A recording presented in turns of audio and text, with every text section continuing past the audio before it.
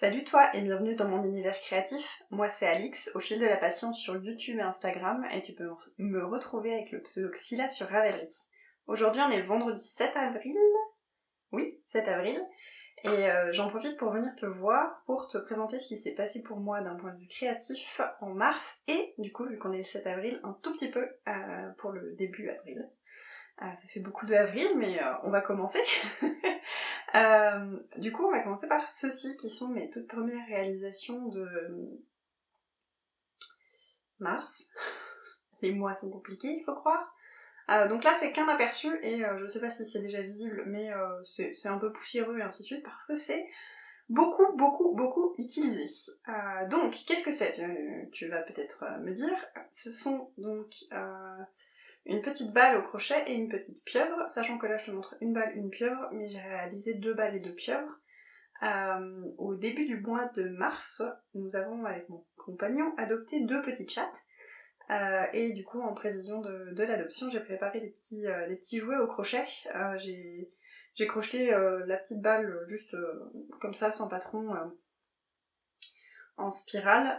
Je l'ai rembourrée relativement fermement, ça fait une balle qui est quand même très légère, qui roule plutôt bien, mais qui, vu qu'elle n'est pas parfaitement ronde, a tendance à partir un peu dans des directions non prévisibles. Donc voilà, je sais pas si c'est très visible, mais en tout cas, elle est déjà bien élimée. Voilà, elles adorent jouer avec, surtout une en particulier, donc je vais sûrement en refaire d'autres parce que c'est certain que ce genre de choses, je vais finir par les perdre, enfin, elles vont finir par les mettre dans des endroits où on les retrouvera pas.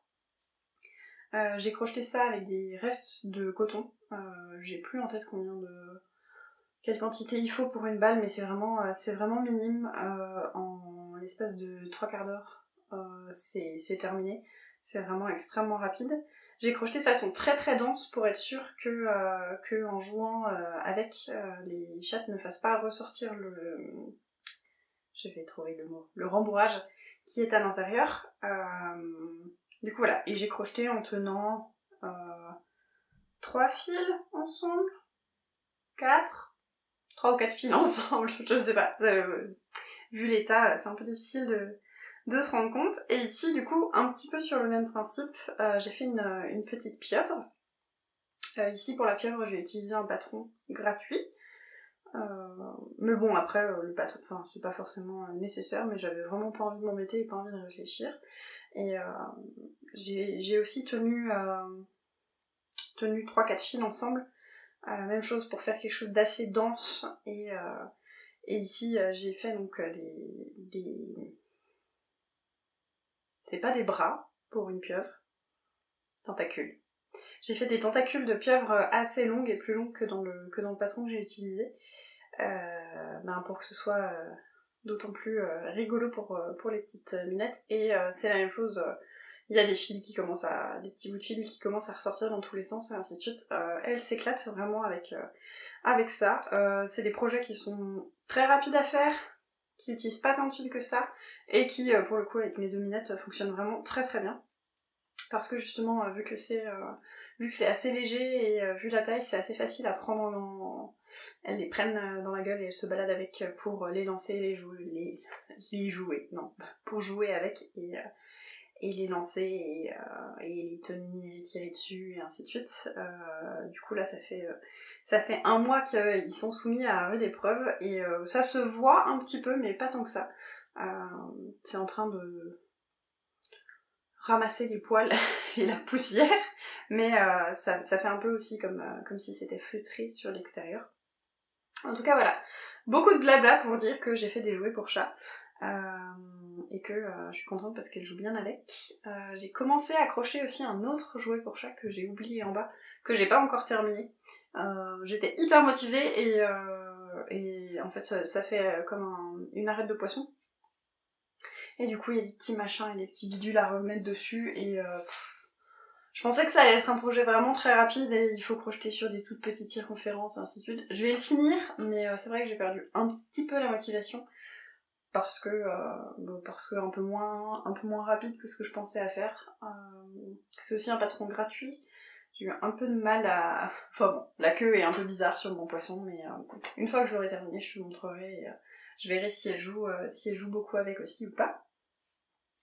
Un autre projet qui m'a beaucoup occupée début mars, c'est celui qui est dans ce sac, que tu reconnais peut-être. C'est mon grand gilet. Oui.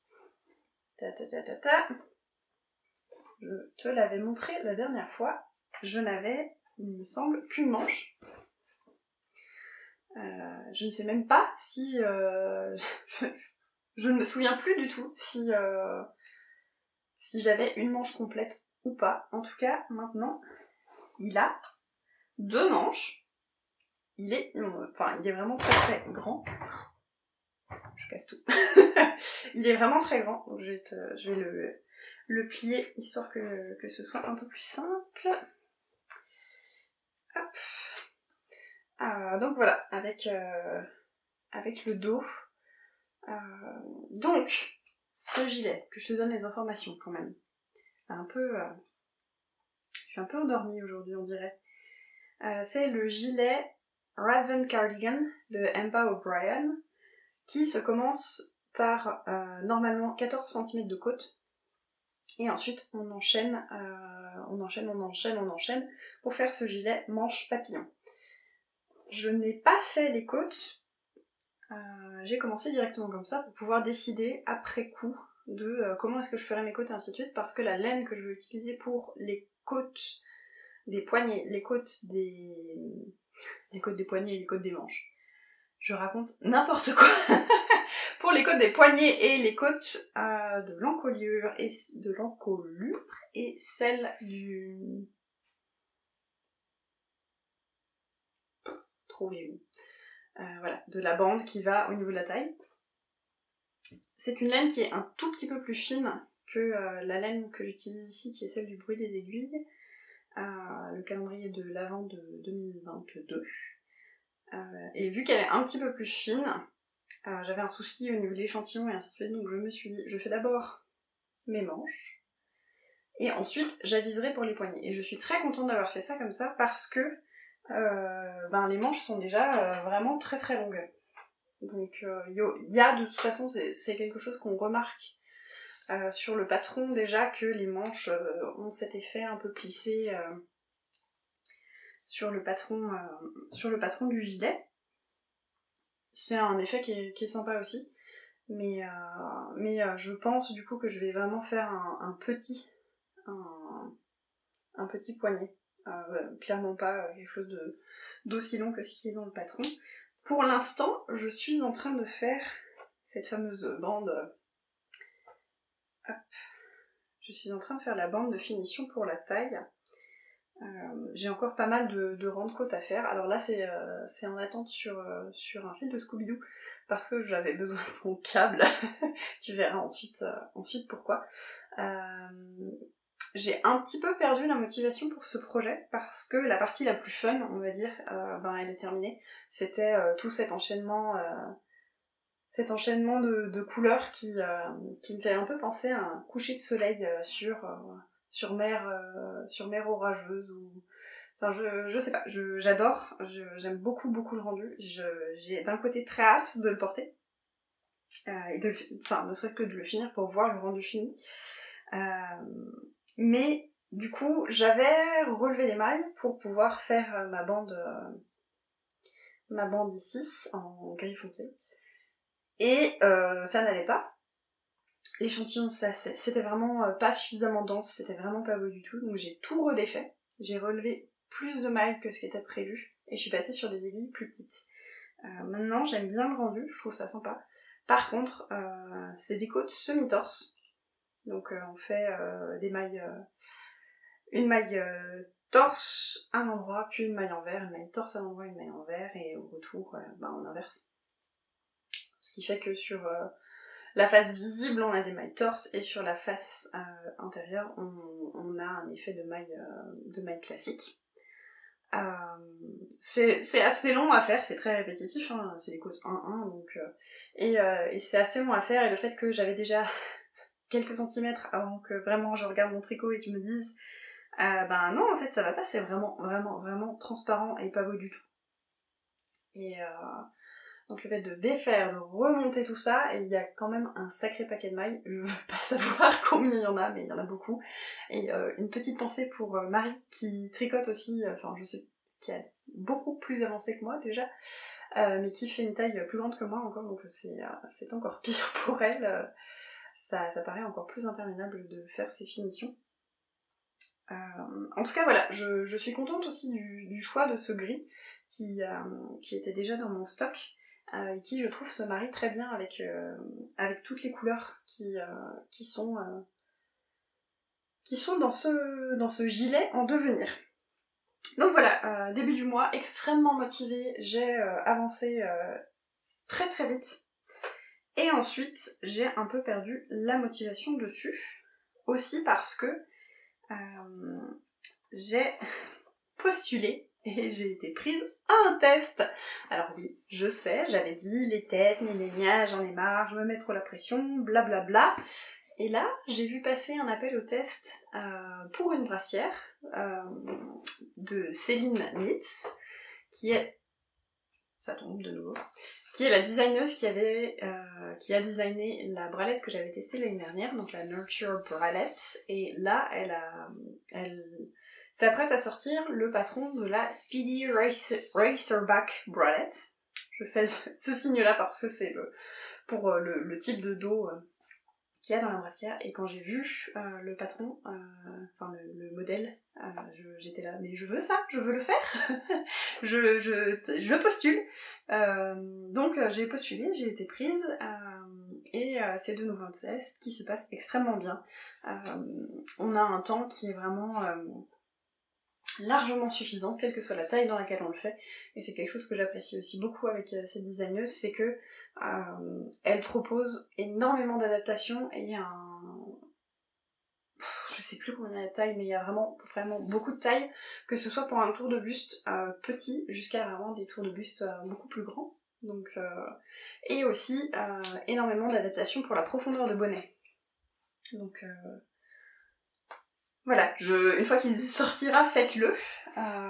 Du coup, je vais te le montrer un petit peu, mais sans te montrer tout non plus, parce que quand je fais un test, j'aime bien laisser de la surprise quand même si là, elle a posté des photos et elle a posté un réel qui est très très intéressant, où elle montre l'évolution du fit en cours de design. Parce qu'elle a fait 3 versions avant d'être satisfaite, et du coup elle montre la première version, les soucis qu'il y a, la seconde, les soucis qu'il y a, et la dernière où là elle est satisfaite de ce qu'elle a produit. Et une chose, je trouve ça très intéressant de voir ce cheminement et les améliorations, et elle est très didactique. En tout cas voilà, donc ce test-là m'a vraiment beaucoup motivée, j'avais très envie de le faire, mais j'avais envie de le faire avec des laines qui étaient déjà dans mon stock. C'est une brassière qui est tricotée en DK, on respire et on va réussir à expliquer. Hein, on va y arriver. Donc, c'est une brassière avec un échantillon DK. Donc soit on la tricote en DK, ou bien on la tricote, c'est ce qu'elle suggère, en tenant 2 fils de fingering. Je voulais faire ça avec des laines de mon stock. Et en fait, je regarde par là-bas parce que j'ai un panier dans lequel j'ai plusieurs mini. Et l'autre jour, de temps en temps, je les sors, je réfléchis. Il y en a certains, je sais exactement ce que je veux faire, d'autres non. Et là, j'ai sorti 6 mini. Et je me suis dit, mais en fait, ils pourraient très bien aller ensemble. Donc je vais te mettre une photo pour te montrer les mini non bobinés. Voilà, ensemble. Donc un petit dégradé. Et c'est de nouveau des mini Le Bruit des Aiguilles. Donc des mini du calendrier de l'Avent 2021 et de celui de 2022. Et vu que c'est un échantillon, il faut tenir 2 fils de fingering, je me suis dit que c'était idéal pour faire un dégradé. Donc je me suis lancée là-dedans. Je vais juste plier un peu ça pour ne pas trop t'en révéler. Donc voilà. Voilà un petit peu, ça ressemble pas à grand chose là, mais je te jure que c'est une bralette et que je l'ai presque terminée. Alors, je l'avais entièrement terminée. Et je l'ai essayé et ça n'allait pas. Et ça n'allait pas parce que j'ai fait un échantillon avant de me lancer. Mon échantillon était bon. J'ai fait ma bralette et mon échantillon sur la bralette n'était pas bon du tout. C'est de ma faute, j'aurais dû en fait, une fois que j'avais suffisamment de largeur, vérifier que mon échantillon était bon sur ma brassière. Je ne l'ai pas fait, enfin si, je l'ai fait mais beaucoup trop tard. Donc voilà, ma première bralette, il m'avait fallu une quinzaine d'heures pour la faire, et j'ai tout défait. J'ai envoyé aussi des photos à la designeuse en lui disant elle va pas mais parce que je me suis trompée dans l'échantillon, et elle sur mes photos, elle a aussi repéré 2-3 trucs qui pouvaient être améliorés, et quelques propositions aussi de modifications à faire dans le patron, enfin pas de modifications, d'adaptation. Et du coup je suis partie avec les conseils qu'elle m'a donnés, le bon numéro d'aiguille pour obtenir le bon échantillon, et du coup voilà, j'ai quasiment terminé. Alors bon, il va y avoir un sacré paquet de fils à rentrer quand même, mais voilà, je suis vraiment très contente. Je l'ai essayé du coup plusieurs fois en cours de route. Dans le patron, elle nous dit aussi à quel moment elle conseille de faire un blocage intermédiaire, d'essayer. Et je trouve le fit vraiment très très bien. C'est une brassière que je prévois de porter pour faire du yoga à la maison. Et voilà, du coup, c'est un projet qui est très satisfaisant à faire, parce que, en tout cas dans ma taille, du coup je suis en train de faire la taille 2, ça va quand même vraiment très vite. Comme je te disais, la première version il m'a fallu 15 heures, et encore, il y a des étapes où j'ai fait puis j'ai redéfait parce que j'avais des soucis de tension, parce que les finitions sont aussi très très belles. Il y a des finitions en i-cord qui sont tricotées en même temps, partout, et du coup ça fait un rendu qui est vraiment très très propre. Donc voilà, je ne peux que te conseiller de foncer sur ce patron une fois qu'il sera sorti. Il y a déjà plusieurs testeuses qui ont terminé, qui ont posté des photos, et ça va vraiment très bien, quelle que soit la morphologie. Vraiment, voilà, je sais pas quoi dire de plus. Mais en tout cas, ça m'a déjà pris pas mal de temps. Sur le mois de mars et début avril, du coup, vu que je recommence, mais c'est avec plaisir que je recommence ça. Donc, une autre chose, et parce que là je t'ai montré des choses qui sont globalement en cours, à part du coup les petits jouets pour chat, mais ça compte, enfin, c'est tellement rapide que dans ma tête ça compte pour rien. Ça compte pas vraiment comme quelque chose que j'ai fini. En chose terminée d'un point de vue tricot, il y a mon pochon. J'ai de nouveau oublié le nom, c'est pas possible. À chaque fois j'ai du mal. Only Bucket Bag. C'est un patron de petite knit que j'ai tricoté en duo. Oh, c'est la catastrophe aujourd'hui. Que j'ai tricoté en duo avec Amandine, du compte Instagram Amandine Tricote. Elle a fini la sienne, elle a fait une version blanche et dorée qui est magnifique. Et elle a fini son petit pochon bien avant moi. Je suis en train de voir qu'il faut que je finisse. Voilà, c'est pour ça que je te dis le tricot est terminé, mais il y a encore quelques petites finitions à faire. Parce que du coup c'est un pochon qui normalement est doublé, et c'est quelque chose que je veux faire, donc je veux faire la doublure, et la doublure c'est de la couture. J'ai déjà une idée du tissu que je vais utiliser, il faut juste que je le retrouve. Je suis pas sûre de... Il doit être dans un des coffres qui est là-haut, une des valises qui est là-haut, mais je suis pas certaine, donc voilà, il faut que je farfouille pour retrouver le tissu que j'ai en tête, en espérant que ça aille. Donc voilà, c'est un petit pochon qui m'a donné un petit peu de fil à retordre.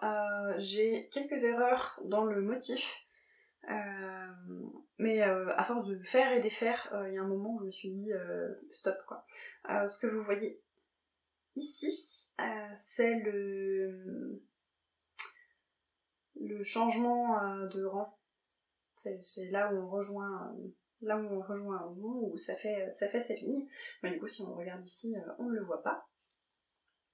Et pour les cordons, j'ai fait des tresses.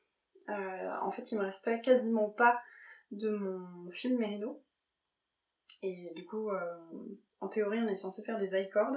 J'avais initialement prévu de faire des cordons au tricotin et je me suis dit que j'aurais pas assez de fil, donc j'ai fait, c'est sous les conseils des copines qui m'ont dit bah fais des tresses en fait, et du coup j'ai fait des tresses.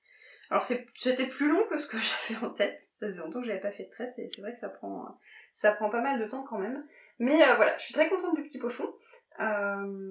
Et du coup je l'ai tricoté dans 2 laines dont j'ai oublié le nom. Je vais te dire ça parce que j'ai des petites étiquettes. Voilà, du coup, je l'ai tricoté en fonti Kidopal pour le mohair polyamide et le... Elle est où? Voilà, et l'autre, c'était avec une qualité de fil 100% mérino de la marque Adriafil. Marianne Liliosa sur Instagram m'avait offert une pelote de mérino et les 2 pelotes de mohair polyamide. Je ne sais pas comment j'ai fait mes calculs en démarrant ce projet, mais du coup j'ai tricoté, et au bout de 10 cm de hauteur, ben j'avais plus de fil mérino, donc j'ai repassé commande pour avoir une pelote en plus. Je me suis dit ben ça va me suffire, et comme je te disais, je suis allée au bout du bout pour faire mes tresses. Il me reste vraiment plus rien du tout de mon mérino, donc il m'a fallu 300 mètres de mérino. Donc ça a l'air de rien comme ça, mais c'est quand même un projet qui consomme pas mal de fil, quoi, parce qu'il faut, ouais, comme je te disais, 300 mètres d'un fil d'écart et du mohair. Alors le mohair c'est pas une obligation non plus, hein, mais voilà, c'est un petit pochon que je trouve vraiment très très joli. Je m'étais dit initialement que c'était aussi, ça pouvait être sympa à faire en cadeau et ainsi de suite, mais honnêtement il m'a demandé tellement de temps. Et le point est vraiment très très sympa, mais pour les mains aussi, j'ai trouvé ça assez fatigant pour les mains. La construction est assez intéressante, il n'y a quasiment pas de couture, il y a juste un grafting pour rejoindre sur le haut et fermer ici et faire ce dodu,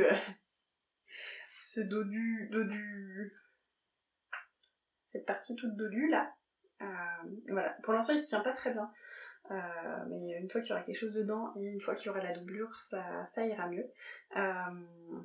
Voilà, du coup, pour ce petit pochon qui est fini, mais pas tout à fait fini.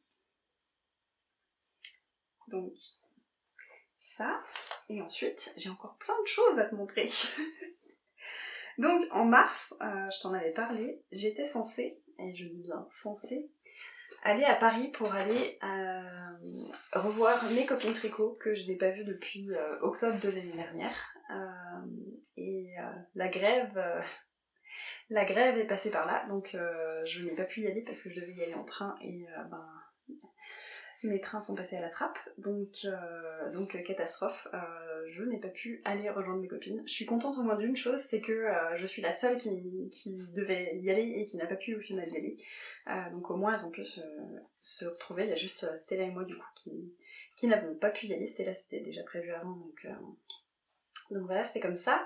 On sait qu'on va se retrouver quand même cette année, donc on est contente. Voilà, j'étais surtout déçue de pas revoir mes copines. Mais voilà, j'étais censée aller donc les voir. On devait aussi aller à la fête de la laine à Malakoff et à l'Aiguille en Fête. Donc voilà, le seul point positif du coup c'est que mon stash n'a pas pu beaucoup augmenter. Je dis pas beaucoup parce que j'avais envie d'acheter 2 échevaux, j'avais en tête, je savais exactement ce que je voulais.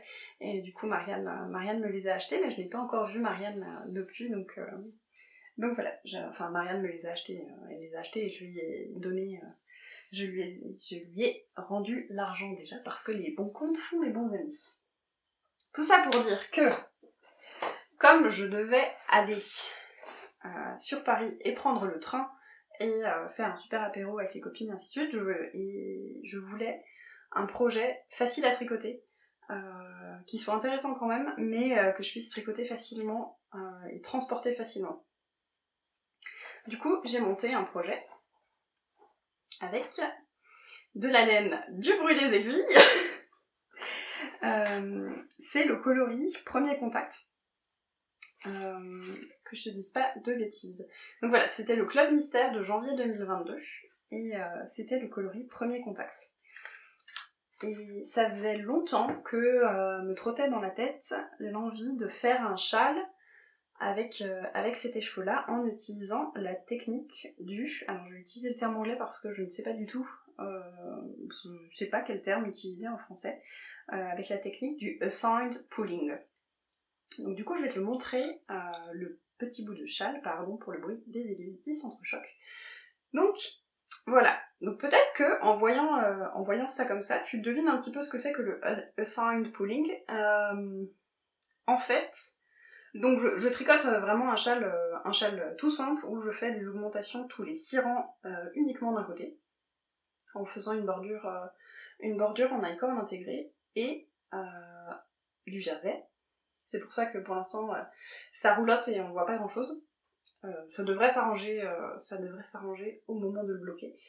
J'espère, et au pire c'est pas grave parce que ça ira autour du cou et c'est pas très dérangeant pour un châle qui roulotte un petit peu. En tout cas pour celui-là ça me dérange pas. Et du coup, quand j'arrive sur du noir, quand j'arrive sur une portion noire de mon fil, je fais un motif. Je mélange pour faire ce châle 2 patrons en adaptant un petit peu les deux. Un patron de châle tout simple qui est gratuit et pour le petit motif que je fais ici qui ressemble à des pustules. C'est pas, je le vends pas très bien hein, mais vraiment j'ai vraiment l'impression de faire un châle avec des pustules. J'appelle ce châle premier contact du fait du nom du coloris, mais aussi parce que c'est mon tout premier contact avec la création un peu d'un modèle en mélangeant 2 modèles et ainsi de suite. C'est la première fois que je fais quelque chose de ce type-là. Décidément, ces aiguilles qui s'entrechoquent, c'est pénible. Voilà, du coup je fais ce point un peu en relief.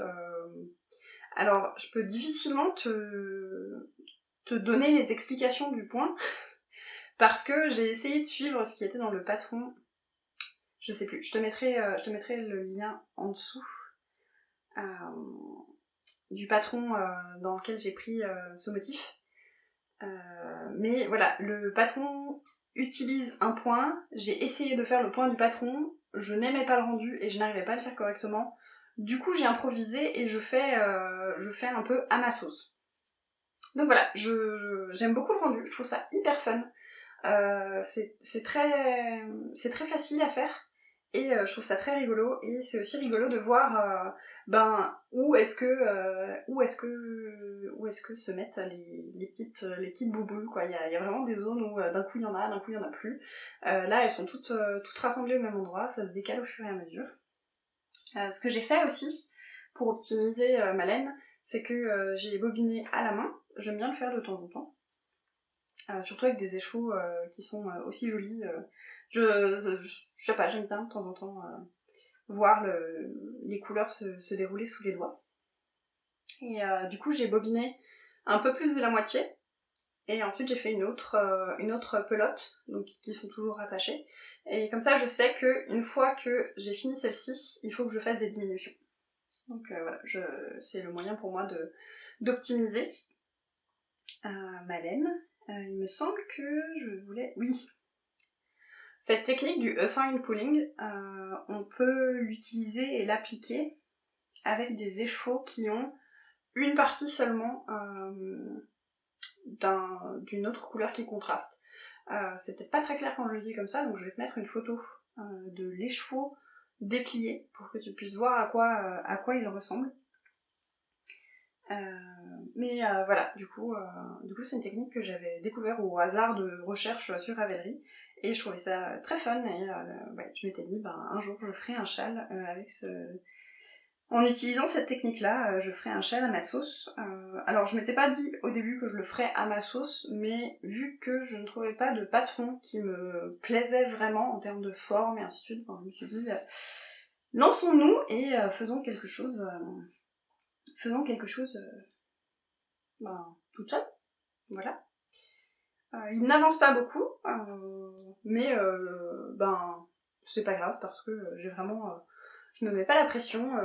C'est vrai que là ça fait ça doit faire 2 semaines je pense que je n'y ai pas touché. Mais voilà, quand j'ai envie, je sais qu'il est là. Il y a de très fortes chances que ce soit mon projet pour quand j'irai à Nitat Motoko en mai. Parce que, comme je te disais, c'est le projet idéal, très transportable parce que tout petit. Et du coup, pas prise de taille, donc pour tricoter quand il y a du monde, c'est très pratique. Donc, voilà pour ce qui était de mars. Non, justement, j'ai pris celui-là parce qu'en mars, il y a eu ceci aussi, qui est mon tapis de reste. Alors, tapis de reste, c'est le nom du patron. Moi, c'est pas des restes. C'est des pelotes que j'avais achetées spécialement pour le faire.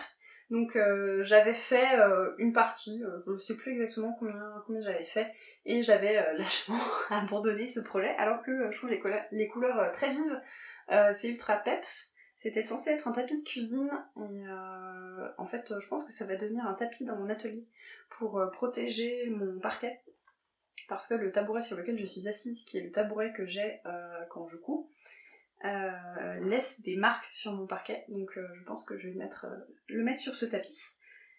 Voilà, c'est un tapis au crochet tout simple. C'est un patron de Atelier EV3 que j'avais vu sur Patreon, et je le crochette en utilisant la Calista. Pardon, je ne fais que de cogner sur la table qui est à côté de moi. C'est un fil que j'apprécie assez peu crocheter. Alors c'est du coton. Le coton, ça a toujours tendance à se dédoubler. Mais il y a coton qui se dédouble et coton qui se dédouble. Et alors celui-là, il est vraiment se dédoubler, c'est sa vie. C'est son but. T'as beau essayer de faire attention à bien regarder, il se dédouble. Point. Il a décidé qu'il se dédoublerait, ce coton se dédouble. Alors ou bien c'est juste avec moi, mais j'aime beaucoup en plus pour le coup j'aime beaucoup le toucher qu'il a, il est vraiment très doux. Il est aussi assez souple, je trouve. Mais je pense que je ne le recrochetterai pas parce que il se dédouble quoi. Mais vraiment beaucoup. Voilà, je suis pas fermée habituellement aux fils qui se dédoublent. C'est normal aussi, surtout quand en tricot, je sais que je tricote avec des aiguilles IA Sharp, donc elles ont d'autant plus tendance à piquer facilement des petits bouts à travers le fil. Mais ici, pour le crochet, je trouve qu'un fil qui se dédouble autant, c'est pas très pratique. Après, c'est un avis qui est purement personnel. Je dis toujours, pour les fils et ainsi de suite, autant se faire son propre avis. Parce que, un très bon exemple, c'est la Ricorumi de Rico Design. Donc c'est toutes petites pelotes qui sont vraiment très pratiques pour faire des amigurumi. J'en entendais parler partout et j'en ai acheté plein avec des bons cadeaux. Et c'est un fil que je déteste crocheter. Alors que beaucoup de personnes l'adorent. C'est vrai que moi c'est assez compliqué pour moi. Je pense que c'est aussi pour ça que j'ai du mal à me motiver à finir les projets que je veux faire, à finir et commencer les projets que je veux faire avec l'autre.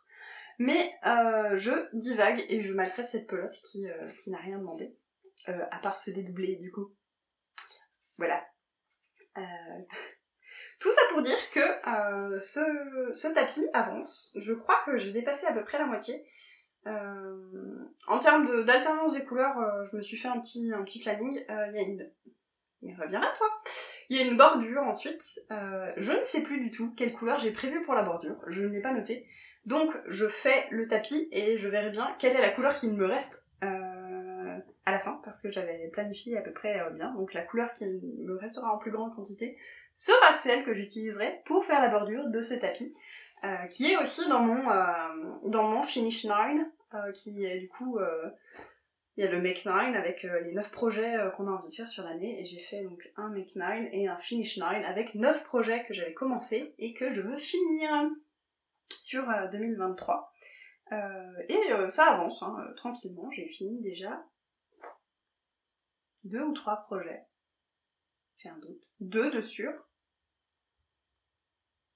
3. J'ai fini 3 projets sur mon Finish 9. J'ai fini mon pull Joannette, mon pull Enchanted Forest et les paniers restes de fil.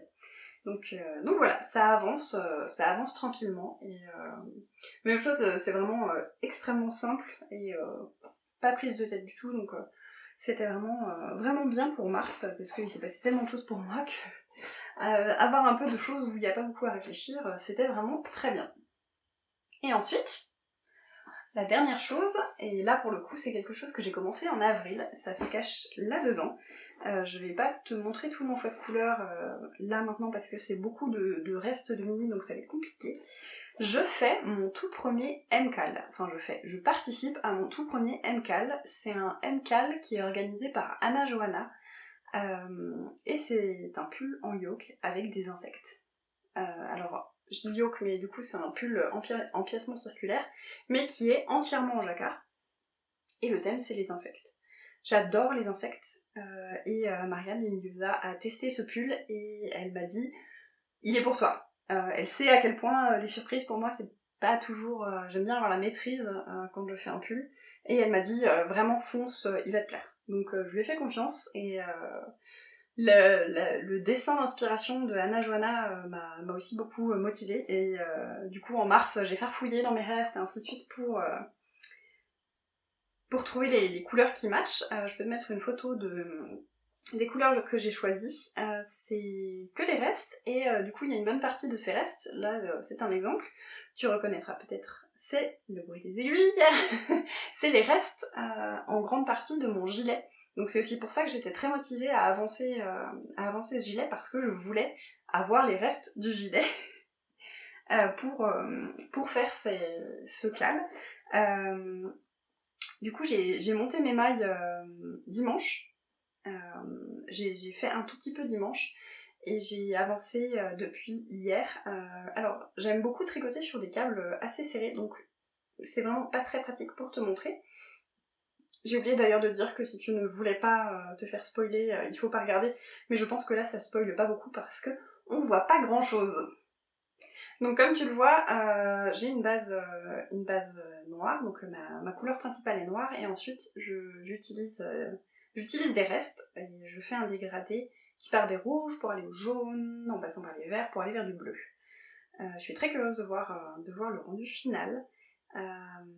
Et voilà, je suis encore dans l'indice 1, et hier matin, j'ai eu la surprise d'avoir l'indice 2 dans ma boîte mail, et j'étais là, hein, mais pourquoi l'indice 2 ? J'étais persuadée que les 6 indices allaient arriver à chaque fois le samedi.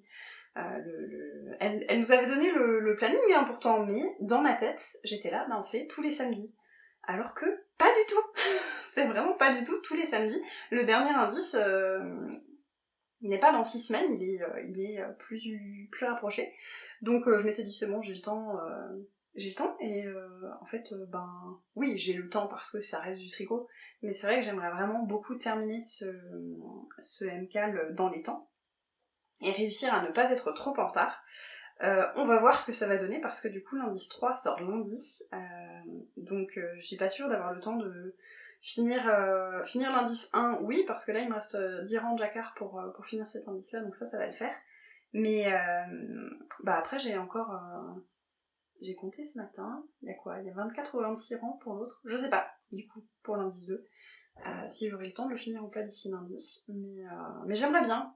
Donc là je suis vraiment focus pour finir ma brassière aussi, et du coup j'avance vraiment beaucoup sur la brassière et sur le MCAL. J'ai recommencé ma deuxième version de la brassière en avril, et j'ai commencé le MCAL en avril puisqu'il est sorti le 1er avril, c'est logique.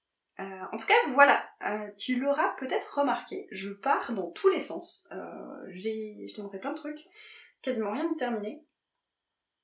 Je t'en ai déjà parlé, j'ai des périodes comme ça où j'ai envie de monter des trucs et je les finis pas forcément tout de suite, mais ça me fait plaisir sur le moment de les monter et ça me fait plaisir de les continuer, et c'est pas grave si ça attend, c'est pas grave. Par exemple justement mon châle premier contact, ça fait peut-être 3 semaines que j'y ai pas touché, c'est pas grave, j'y retoucherai, j'ai envie de finir, je ne perds pas la motivation dessus, et c'est juste que j'ai des périodes où j'ai un petit peu plus mal à la main, donc je préfère faire quelque chose de très simple.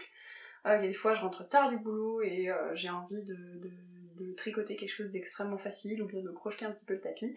Et il y a des fois où j'arrive à sortir à l'heure du boulot et du coup j'ai une après-midi, un bon morceau d'après-midi encore pour moi et du coup je me lance dans du tricot et puis voilà, du tricot qui demande un peu plus de réflexion. Voilà, je me rends compte que je t'ai pas parlé du pull que je porte. C'est le Zweig de Caitlin Hunter que j'avais tricoté dans... j'ai oublié les noms des coloris. C'est des laines du...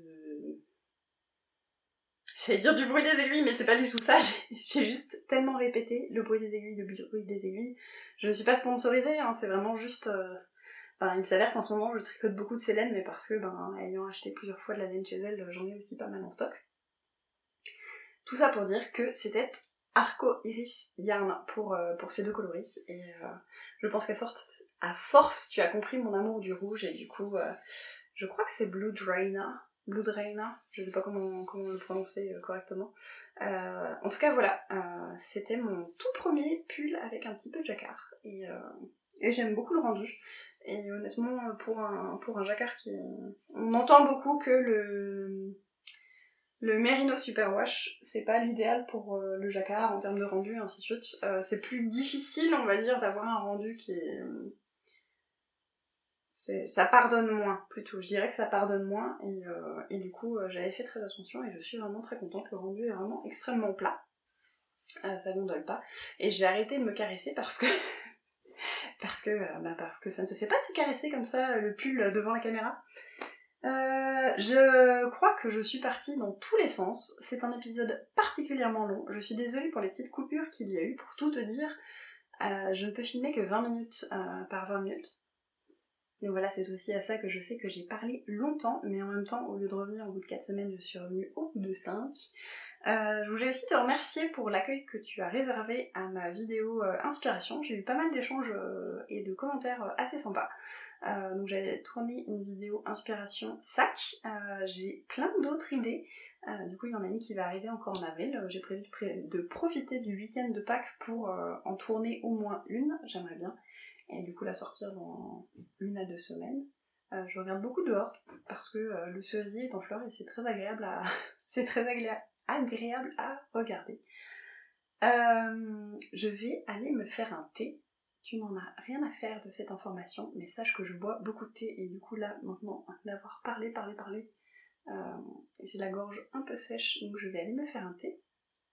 Ce n'est pas pour tout de suite et je reviendrai sûrement d'ici là, mais en mai, le week-end du 12-13 mai, je crois, il me semble que c'est ces dates-là, en tout cas c'est en mai, il y a le festival Nitat Motoko à Mulhouse. J'ai prévu d'y aller le vendredi, non, n'importe quoi. J'ai prévu d'y aller le samedi et le dimanche et de participer aussi à la Knit Night. Donc si jamais tu y vas, n'hésite pas à me le dire et puis on pourra papoter. J'y vais majoritairement pour échanger avec des gens, voir des copines et rencontrer des nouvelles personnes parce que c'est ce que j'apprécie le plus. C'est ce que j'apprécie beaucoup lors des festivals aussi, c'est tous les échanges et de voir aussi les gens se balader avec leurs pulls. Parce qu'honnêtement, les festivals, c'est aussi un défilé de mode tricot, parce que tout le monde sort ses plus beaux tricots, et ça donne plein d'idées d'associations de couleurs et ainsi de suite. C'est toujours une grosse émulation autour du fil et des arts créatifs du fil, donc je trouve ça toujours vraiment très sympa. Voilà. Tout ça pour dire que vraiment c'est une catastrophe. Faut pas que je tourne avec une fenêtre en face, il y a un corbeau qui est posé, maintenant je suis fixée sur le corbeau. Donc c'est une catastrophe. Si tu es déjà parti, ce n'est pas grave, et si tu es encore là, bravo, parce que je commence à m'insupporter. En plus je ne fais que de regarder le retour au lieu de regarder dans la caméra. C'est pas grave, il faut que ça s'arrête. Donc, au revoir. Je te souhaite une bonne journée ou une bonne soirée en fonction de quand tu as regardé cet épisode.